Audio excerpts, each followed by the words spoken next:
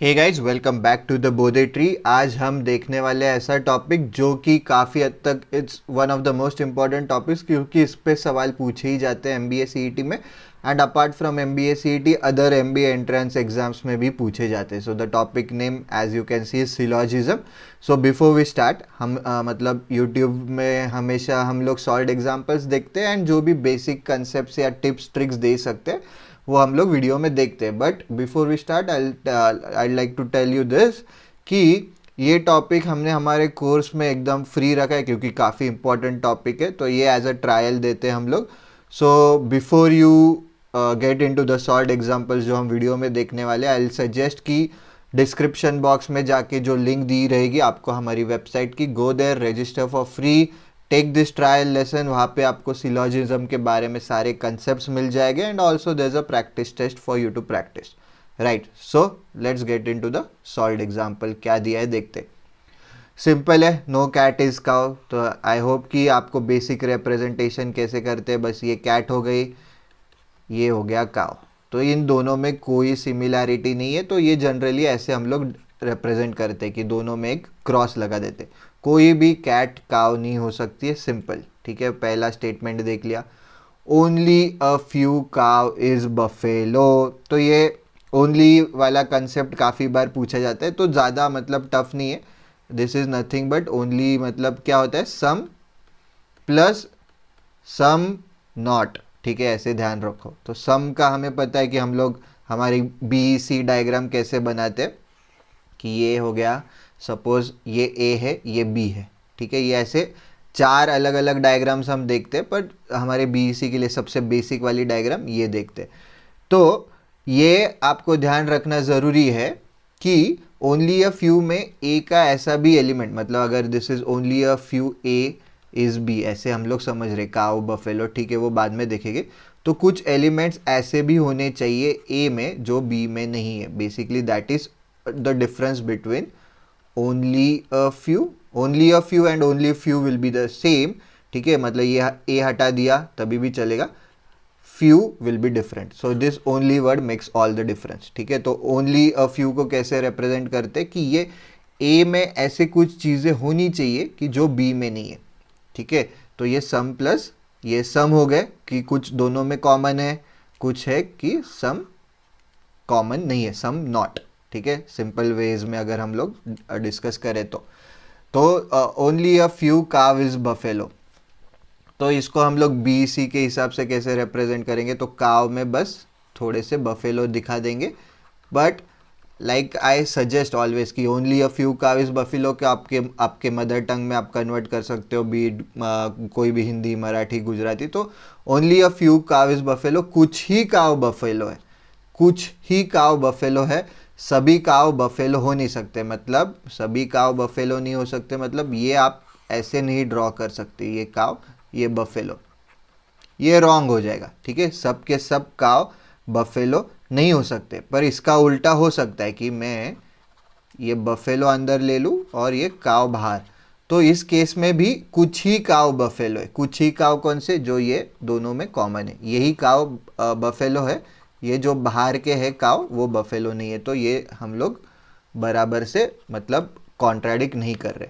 तो अभी B C barely enough conditions बोलते हैं हम। तो जैसे मैंने कहा कि आप लिंक जो दी रहेगी डिस्क्रिप्शन बॉक्स में, follow that link, you will get the मतलब पूरा सिलोजिज्म वहाँ से पढ़ लो।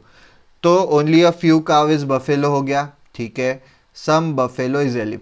सम बफेलो हमारा नॉर्मल, सम के लिए हम लोग चार डायग्राम्स देखते हैं, पर बी सी में सिर्फ ये एक ही डायग्राम देखते हैं। तो ये सम बफेलो इज एलिफेंट, सिंपल हो गया हमारा पूरा डायग्राम। ठीक है, तो अभी देखते कि कंक्लूजन्स जो दिए उसमें से कौन से फॉलो कर सकते कौन से नहीं।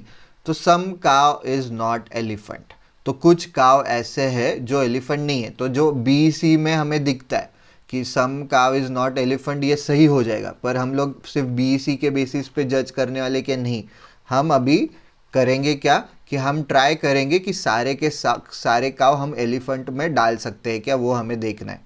सिंपल, अगर वैसा हो गया तो दिस स्टेटमेंट कॉन्ट्राडिक्ट हो गया। तो जनरली हम क्या करते हैं, ये जो दिया होगा ना कंक्लूजन, उसे कॉन्ट्राडिक्ट करने की कोशिश करते, कि उसके ऑपोजिट चीज़ें हम लोग ढूंढने की कोशिश करते कि डायग्राम मिलती है क्या हमें।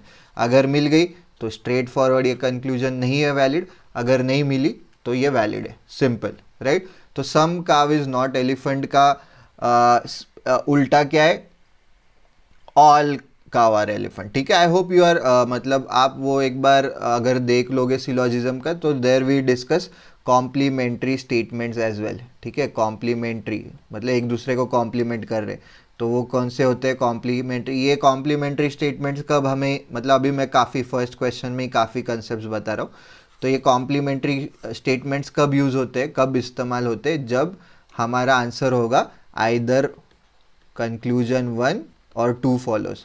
जनरली ये आंसर कभी नहीं होता है, मतलब कभी नहीं, मतलब 100 में से एक बार होगा, 1% या उससे भी कम। बट हुआ तो हमारी ट्रिक क्या है कि कॉम्प्लीमेंट्री स्टेटमेंट्स ढूंढने होते हैं, जैसे some A are B and no A is B are B. ये सिलोजिज्म में आप ग्रामर मत देखो, ये एक कॉम्प्लीमेंट्री पेयर हो गया। दूसरा हो गया क्या, यही होते हैं generally, some A are not B, ठीक है, some A are not B and all A are B, all A are B, ये दो हो गए हमारे कॉम्प्लीमेंट्री स्टेटमेंट्स।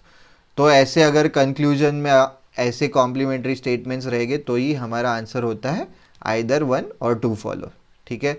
तो अभी some cow is not elephant, मतलब same some A are not B है, इसका एग्जैक्ट ऑपोजिट हमें देखना है, that is all A are B. मतलब जैसे हमने बोला कि सारे काव्स हम लोग एलिफेंट में डाल सकते हैं क्या, देखते हैं। तो काव के लिए रेस्ट्रिक्शन क्या है, काव के लिए रेस्ट्रिक्शन है ये एक कि वो कैट के साथ इंटरसेक्ट ना होने चाहिए, और एक रेस्ट्रिक्शन है because there is only word being used here. तो द सेकंड रेस्ट्रिक्शन भी, पूरा का पूरा काव बफेलो में नहीं आ सकता, ठीक है, पूरा का पूरा काव बफेलो में नहीं आ सकता, इसके अलावा कोई रेस्ट्रिक्शन नहीं है। तो मैं पूरा का पूरा काव एलिफेंट में क्यों नहीं डाल सकता हूँ, 100% डाल सकता हूँ। ये ऐसे हो सकता है, फिर सम बफेलो इज एलिफेंट ना, तो और हमें सम काव और बफेलो भी चाहिए, तो बफेलो को मैं ऐसे कर लूँगा, ये बी हो गया। और कैट का हमारा काव के साथ कोई इंटरसेक्शन नहीं होने चाहिए, कैट को अलग ही रख दो यहाँ पे। तो इसमें आप देख सकते हो कि कोई भी हमने कंडीशन कॉन्ट्राडिक्ट नहीं की, हर एक कंडीशन जो उन्होंने दिया statement, we have followed that and we have got this diagram which is contradicting this statement, कि उन्होंने बोला सम काव इज नॉट एलिफेंट। ऐसे इसमें ये डायग्राम में कोई भी काव है क्या जो एलिफेंट नहीं है, सारे के सारे काव हमारे एलिफेंट आ गए, ठीक है। So the first conclusion does not follow. Simple trick है सिलोजिज्म के क्वेश्चंस करने के लिए।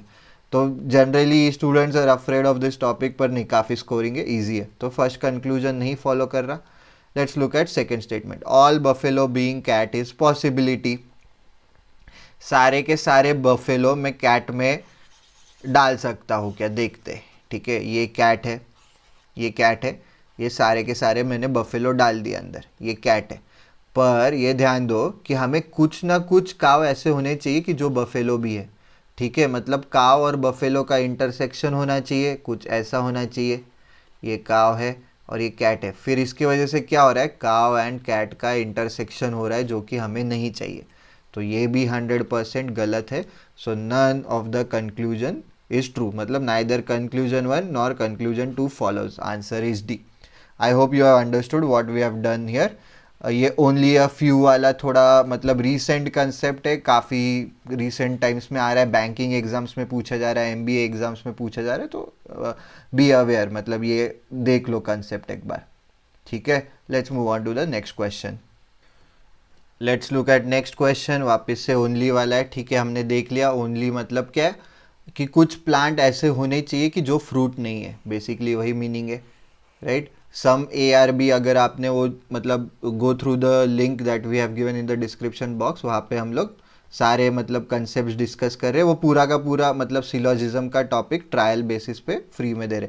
सो सम ए आर बी वाला कैसे, ये एक डायग्राम हो गया ए एंड बी, फिर एक डायग्राम होगा कि दोनों ए एंड बी सेम है, फिर एक डायग्राम होगा कि ए अंदर है बी बाहर है, एक डायग्राम होगा कि बी अंदर है ए बाहर है। ये चारों पॉसिबिलिटीज़ है सम ए आर बी के लिए।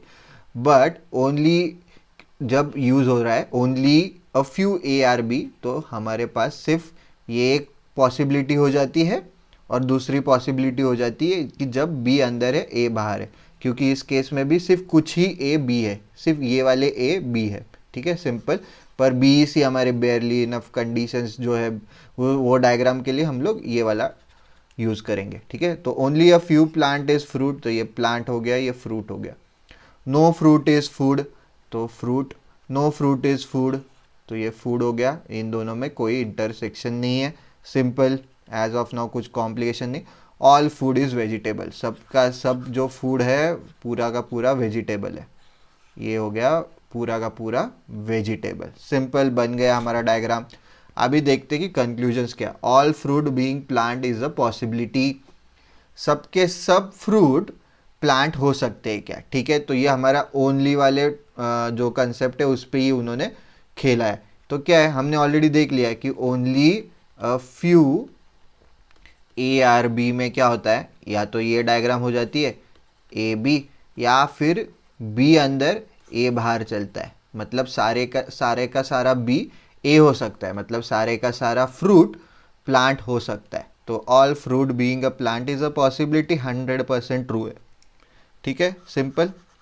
ऑलराइट, देखते हैं कि सेकंड कंक्लूजन क्या है। नो फ्रूट आर वेजिटेबल, कोई भी फ्रूट वेजिटेबल नहीं, ज़रूरी है कि ये नहीं, फ्रूट और फूड में कोई इंटरसेक्शन नहीं दिया उन्होंने, राइट। सेकंड स्टेटमेंट जो है नो फ्रूट इज़ फूड, तो फ्रूट और वेजिटेबल में कुछ नहीं बोला है, तो मैं क्या करूँगा, मैं ऐसे भी तो डायग्राम बना सकता हूँ कि उन्होंने बोला है कि ये फूड है, फूड और फ्रूट में इंटरसेक्शन नहीं होना चाहिए, और ऑल फूड इज़ वेजिटेबल, तो ये वेजिटेबल बन गया मेरा, ठीक है। तो इंटरसेक्शन तो है यहाँ पे वेजिटेबल और फ्रूट का, so no fruit are vegetable, 100% wrong, so only conclusion 1 follows, ठीक है। इसका आंसर ए आना चाहिए, right. I hope you are comfortable, easy question है, ऐसे कुछ बहुत मुश्किल नहीं, स्ट्रेट फॉरवर्ड क्वेश्चन है, ठीक है। जैसे जैसे मतलब थोड़ा यू गेट कंफर्टेबल, हम लोग डिफिकल्ट क्वेश्चंस भी देखेंगे, ऐसे नहीं है कि सिर्फ इजी करना है, right. Let's move on to the next question now. Let's look at question number 3। All hands are kites, सारे के सारे hands are kites, simple. No kite is insect, so कोई भी काइट इंसेक्ट नहीं है, ठीक है, ये इंसेक्ट है, कोई भी काइट इंसेक्ट नहीं है, मतलब इंटरसेक्शन नहीं है। नो बर्ड इज काइट, अच्छा तो ये तो काफ़ी स्ट्रेट फॉरवर्ड है, कोई भी बर्ड काइट नहीं है, सिंपल हो गया, बस हो गई हमारी डायग्राम। अभी देखते हैं, नो हैन इज इंसेक्ट, सही है क्या, क्या ये कंक्लूजन सही है, नो हैन इज इंसेक्ट, तो ये सही होगा क्योंकि इंसेक्ट और काइट में ही कोई इंटरसेक्शन नहीं है ना, ये इसके वजह से हमें समझ रहा है। तो इंसेक्ट और काइट में ही इंटरसेक्शन नहीं है, और हैन तो पूरा का पूरा काइट के अंदर है, तो इंसेक्ट और हैन में कैसे इंटरसेक्शन हो सकता है, पॉसिबल ही नहीं है, तो कोई भी हैन इंसेक्ट हो नहीं सकता, ये 100% सही है। नो इंसेक्ट इज हैन, अच्छा तो कोई हैन इंसेक्ट नहीं, तो ये सेम है, मतलब no A is B is same as no B is A, ठीक है। मतलब नो काव इज कार, तो काव यहाँ पे बनाते हैं, कार यहाँ पे बनाते हैं, ठीक है, दोनों में इंटरसेक्शन नहीं, it's same like saying no car is cow, simple same ही है। तो अगर कोई हैन इंसेक्ट नहीं है तो कोई इंसेक्ट हैन नहीं हो सकता, तो ये भी सही है। ऑलराइट, सम काइट्स आर हैन, कुछ काइट्स हैन है क्या, हाँ 100% सही है, ये दिख रही है, कुछ काइट्स हैन है, बराबर, कुछ काइट्स हैन है। उन्होंने बोला है ऑल हैंस आर काइट्स, तो कुछ काइट्स हैन है, सम काइट्स आर हैन, 100% करेक्ट है। हमने देखा है सम ए आर बी के 4 डायग्राम्स बन सकते हैं, उनमें से ये एक डायग्राम है। नो बर्ड इज हैन, तो सेम लॉजिक, ठीक है, नो हैन इज इंसेक्ट और नो बर्ड इज हैन वाला सेम लॉजिक है, या ये वाला no insect is hen and no bird is hen का सेम लॉजिक है। बर्ड काइट के साथ इंटरसेक्ट नहीं हो सकता है, हैन पूरा का पूरा काइट के अंदर है, तो नेचुरली बर्ड हैन के साथ इंटरसेक्ट नहीं हो पाएगा, सिंपल स्ट्रेट फॉरवर्ड है, ठीक है। तो ये भी सही है, तो चारों के चारों कंक्लूजन फॉलो कर रहे, ऑल फॉलो, इसका आंसर आना चाहिए B, all the conclusion follow, so the answer should be B, right. I hope you have understood. तो अब आगे के questions will look at them in the next video, ठीक है, काफ़ी लंबा हो गया रहेगा ये video, so as of now ये क्वेश्चंस देखते, आगे वाले नेक्स्ट वीडियो में देखते, right. And before we sign off, मैंने ये वीडियो के स्टार्ट में भी बोला था, सिलॉजिज्म हमने फ्री रखा है, you can always go to the website, जिसकी लिंक डिस्क्रिप्शन बॉक्स में दी रहेगी, विजिट द साइट, ट्रायल देखो, काफ़ी मतलब कॉन्ट्स के लिए भी अलग से ट्रायल है, वर्बल के लिए भी अलग से ट्रायल है। If you like them you can try them, ठीक है। तो that's it for this video. Like always, आपको कोई भी डाउट्स रहेंगे, कोई भी फीडबैक रहेगा, कुछ भी कमेंट्स रहेंगे, you can always share your feedback, ask your doubts in the comment section below.